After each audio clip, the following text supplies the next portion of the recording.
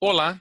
Nesse vídeo, vamos ver a função sys, que é uma nova função dentro do Excel. E ela veio para substituir a estrutura se composto, que nós precisávamos utilizar um se dentro de outro se, o que muitas vezes era difícil e complexo para entender quando outras pessoas faziam e nós tentávamos analisar o que foi feito.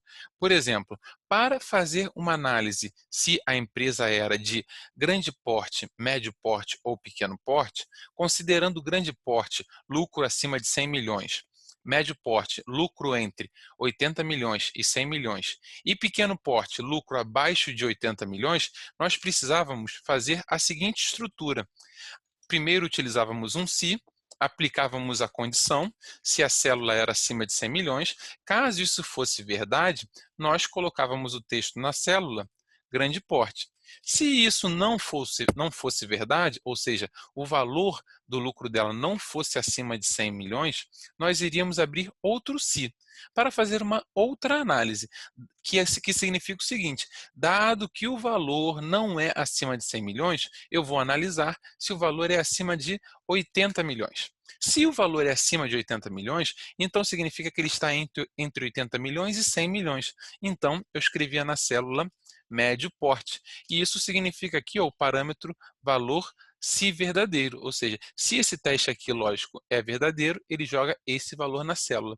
Se esse valor aqui não for verdadeiro do teste lógico, ele vai jogar na célula pequeno porte. Então, basicamente era o seguinte: se o valor era acima de 100 milhões, jogava grande porte. Aí abria outra estrutura se o valor era acima de 80 milhões, colocava médio porte. E se não, ele colocava pequeno porte. Tá? Agora, isso fica muito mais fácil de ser resolvido. Basta eu colocar sys e vejam como funciona essa estrutura. Primeiro ele pede um teste lógico, que vai ser B3 maior do que 100 milhões. Se isso for verdadeiro, eu vou colocar o texto na célula grande porte. Se isso não for verdadeiro, eu vou pedir para ele fazer uma outra análise, que é se a B3, ainda que ela não seja acima de 100 milhões, se ela é acima de 80 milhões. E se for verdade, se ela for acima de 80 milhões, eu vou pedir para ele colocar na célula médio porte. Dado que ela não é acima de 100 milhões e ela não é acima de 80 milhões, então eu sei que ela é de pequeno porte. Então eu coloco aqui, olha, como terceiro teste lógico, verdadeiro diretamente. E aí o valor que eu vou querer que ele jogue na célula vai ser o valor pequeno porte.